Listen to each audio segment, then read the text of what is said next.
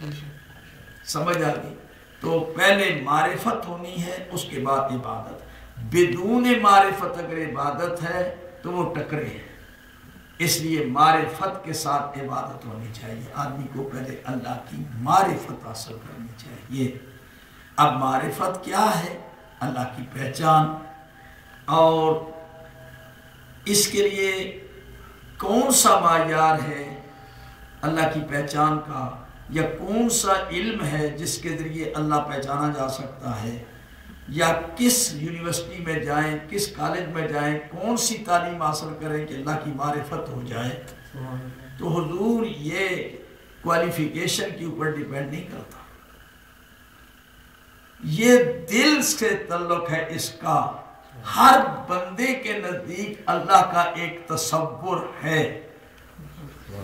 ہو سکتا ہے عالم کے ذہن میں اللہ کا کنسپٹ تصور کچھ اور ہو، مجتہد کے ذہن میں تصور کچھ اور بلند ہو، اور امام کی نظر میں اللہ کا تصور کچھ اور بلند ہو، اور ایک بیچارہ ان پڑھ آجڑی ہے، ریوڑ چلانے والا ہے، اب اس کے نزدیک اللہ کا تصور اس کے علم کے مطابق ہوگا۔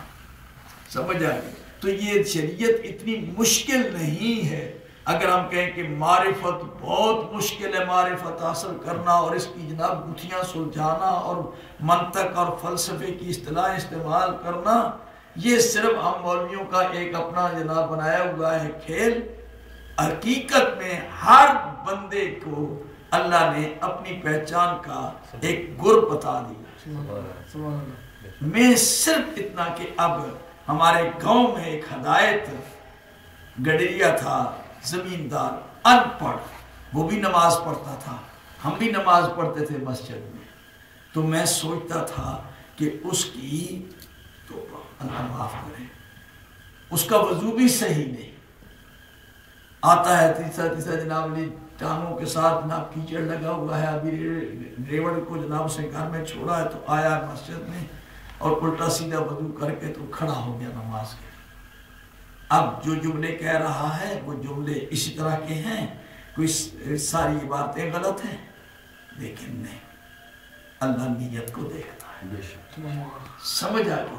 وہ کس ارادے کے ساتھ آیا ہے، اس کو کوئی دکھاوا نہیں کسی کو، وہ ریاکاری سے پاک ہے، وہ تصنع سے پاک ہے، بناوٹ سے پاک ہے، وہ کسی کو دکھانے کے لیے نہیں آیا، وہ تھکا ماندہ ریوڑ کو گھر میں چھوڑا اور مسجد میں آیا ہے۔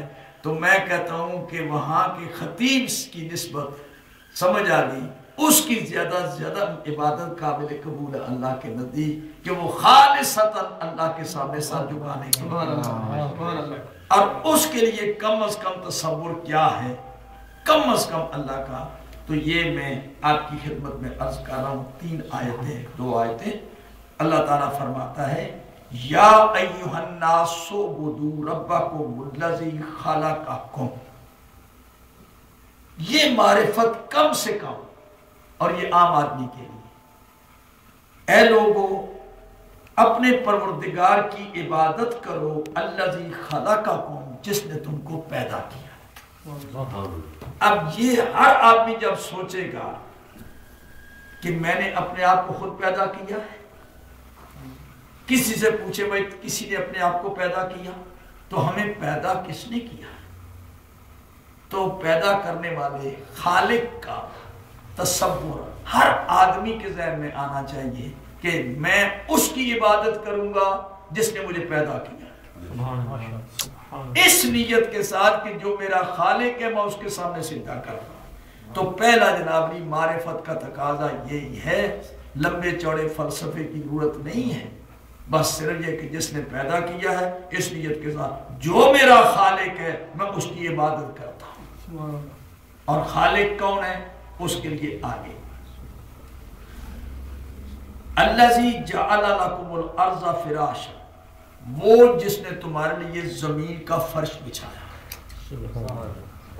جس نے زمین بنائی اور اس کے اوپر آسمان بنایا، والسماء بناء، اور آسمان کے اوپر کینوپی بنائی، اس کا جناب تمبو لگا دیا، ٹینٹ بنا دیا، وَأَنزَلَ مِنَ السَّمَاءِ مَاءً، اور اس نے آسمان سے پانی کو اتارا، جس نے فَأَخْرَجَ بِهِ مِنَ الثَّمَرَاتِ رِزْقًا لَكُمْ، اور جس نے اس پانی کے ذریعے زمین سے میوے اگائے، فصلیں اگائیں، دانے اور اناج اگایا میری خوراک اور رزق کے، جس نے رزق عطا کیا.